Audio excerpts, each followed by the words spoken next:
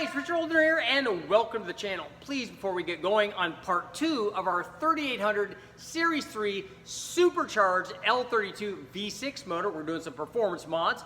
Make sure to like, share, subscribe, ring the bell, do all that stuff so you get notified when these videos come out, because in part 3, we're following this up with a turbo on top of the blower. That's right, compound boost coming up in part 3.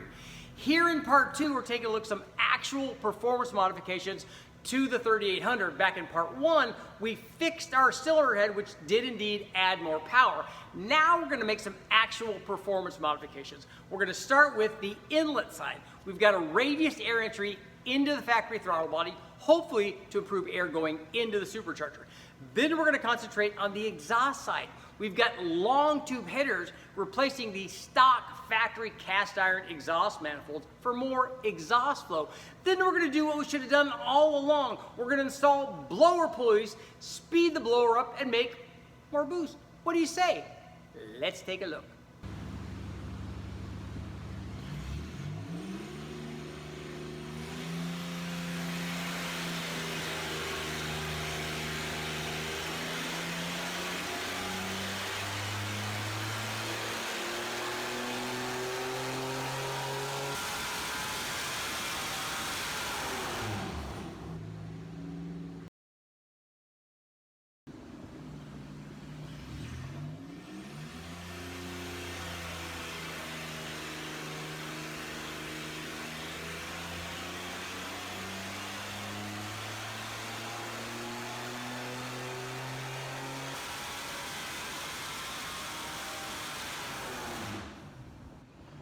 So what happens on a supercharged Pontiac Grand Prix GTP Series 3 motor when you change the stock exhaust manifolds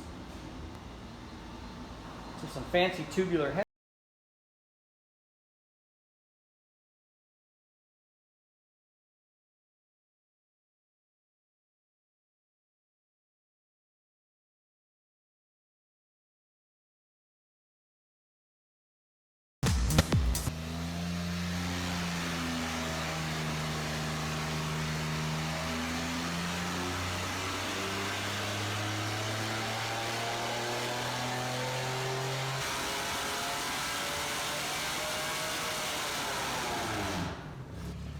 To illustrate our changes, we started out on our supercharged V6 with 91 octane pump gas and the stock blower pulley, stock exhaust manifolds, and just an open throttle body. And run in this manner, the 3800 Series 3 L32 motor produced 272 horsepower and 279.8 foot-pounds of torque. And I'll go ahead and show you the boost curves later on after this. We can talk about the shape and the maximum levels there. The first thing we did was, because we knew we were going to be turning the boost up, we decided to run E85. So the first thing we did was replace the pump gas with E85. And here's what happened when we ran E85. It did pick up quite a bit of power. Now we also changed the timing from the 91 octane tune had basically starting out at 15 degrees down at 3400 or 3300 RPM and ran to a peak of 22 degrees. Now remember, we're running the motor cold as a controlled environment. A lot of stuff out on the street is probably not going to take 22 degrees on 91 octane, especially if you're running it at normal operating temperature and a closed hood and all that. So that's probably not safe unless you're at the track and everything is cold. But when we switched over to E85, the E85 by itself obviously makes power, but we also increased the timing from 18, rather than 15 to 24 range, which we had at the 91. We started out at 18 degrees and went to a peak of 24 degrees out at the power peak. So the E85 adds power by itself and then adds more timing. The first modification we did after running this was to add our radius air inlet to improve the airflow into the motor. You know, you got to get more air in and then more air out. And as you can see, the motor was already breathing fairly well through the factory throttle body. The radius air inlet picked power up by roughly 2 horsepower from 289 to 291. Both of those obviously were over the 272 horsepower produced with pump gas. So the next modification we did was to add a set of tubular headers to replace the factory exhaust manifolds. Here's what happened when we replaced the exhaust. Now both of these were breathing through basically an open 3-inch exhaust, so plenty of exhaust flow after the header and after the factory manifold. But here's what happened when we added the header. It made almost no change at all compared to just having the radius entry on. Peak was 291.6 and 294 foot-pounds of torque, so there might have been, there was basically next to nothing on this, as it was basically an overlay. And again, we still have a lot of timing in this thing. We have E85, so we're doing everything that we can to try to make more power with both the headers and the radius air inlet, but neither one of those seemed to improve the power very much. The E85, as always, works, especially when you combine that with extra timing. Now let's take a look at what happened when we cranked up the boost.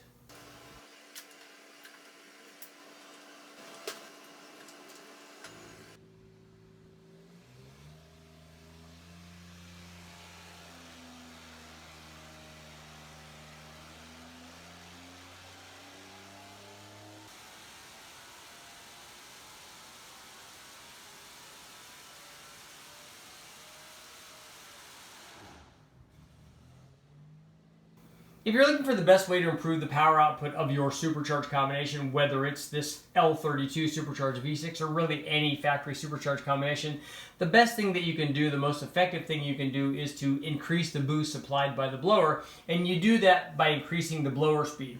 What we did was install a smaller blower pulley, which increases the speed of the blower relative to the engine, and increases the boost pressure and increases the power.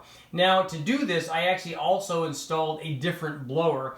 It's the same factory Gen 5 blower. It's just that somebody had sent it to me and it already had the hub adapter installed on the blower, so it made pulley swaps very easy. And what we did was we replaced the blower, started out with a 3.4-inch blower pulley, and that sped the blower up quite a bit. Here's what happened when we installed our 3.4-inch blower pulley. You can see we got a big gain in power, much bigger than the other things. The E85 always works, and we still had E85 in it. We still had the same timing curve in this thing, but the power output jumped from 291.6 horsepower up to 326.8. And as you can see, torque was way up too, basically railroad tracking this whole thing. We went from, 293 up to 337. So we're looking at 34 or 40 or 50 foot-pounds of torque, 290, 335. Yeah, so 45 foot-pounds of torque. They were big gains, and the nice thing about increasing the boost pressure supplied by the blower is that you increase the power output basically everywhere, because you're always overspeeding the blower. It makes a lot of boost pressure and it makes a lot of power. So now let's find out what happened when we step things up even further. We installed a 3.2 blower pulley, which was an easy swap because we already had the adapter on there. All we had to do was unbolt the pulley, put the new pulley on. I did have to shorten the belt by 1 inch to get the thing lined up. But here's what happened when we installed the 3.2 blower pulley. Peak boost was up in the 360 range, right at 360 foot-pounds. Peak power was up to 340 horsepower. Again, railroad tracking, just having a gain everywhere, which is always nice. Now, we didn't go any farther than this. They make, obviously, smaller blower pulleys. We didn't run a 3-inch, although I did order one from the guys at ZZP. But we have not installed that yet. At this point, we're already making quite a bit of boost. So let's take a look at the boost curves, and I'll show you why the next steps I want to make on this motor are actually to improve the airflow of the motor so the boost comes down. So these are the boost curves supplied by the blower for each test. This is our starting point with our E85 and the factory heads and the stock throttle body, stock blower, stock pulley, stock exhaust manifold. You can see it rose from less than 4.5 pounds up to about 9.6 pounds. And this curve actually looks odd, although the shape of the power curve looks consistent in what we would expect. But I'll show you what the differences are between the boost when we change the pulleys. Especially, you can see that when we put the air intake on, we got little or no change in the boost. And then when we put the headers on, we actually did get a slight drop in boost, but there wasn't enough to make power though. But here's what happened when we installed our pulley changes, and obviously we're going to see a big change in boost there, and we saw exactly that. But I want you to notice that the shape of the curve is exactly the same. It's just that everything has been elevated. It's starting up above 7 pounds, running to a peak of 12.8 pounds according to our dyno. Here's what happened when we finished up with the 3.2 pulley. Again, same shape, same curve, just everything is up. It started out at 8.9 pounds and rose to a peak of 15.2 pounds. So that's a lot of boost for a non-intercooled application, although we were safe by running E85. We still had a fair bit of timing in it. It made good power. But at this point, what I'd like to do is put a good, healthy sized camshaft in this, maybe ported heads, and obviously we'll do those one at a time in an effort to help bring that peak boost pressure down, maybe stabilize the curve, and see what happens to power. What do you say? Let's get to our conclusion. Okay guys, what did we learn from all this testing on our 3800 Series 3 L32 supercharged V6? We learned the following thing. On any supercharged combination, the first thing you should do is crank the boost up, make more boost, make more power. As we saw in this test, that really helped. Putting a smaller blower pulley on, the 3.4 or the 3.2, increase the boost, increase the power. But our other mods, the radius air inlet, did almost nothing. Same thing, surprisingly enough, were the long tube, or should I call them just tubular headers that replaced the factory cast iron exhaust manifolds. I was very surprised that the headers didn't make more power. That doesn't mean I don't want to test them again, maybe at a higher boost level and a higher power level, but at this near stock power level, they really weren't worth any power. But boost always saves us. Make sure to check out part 3 where I'm putting a turbo on top of the supercharger. That's right. It's time for some compound boost in part 3. I'm Richard Holder. Make sure to like, share, subscribe, ring the bell, do all that stuff so you get notified when I do the double boost.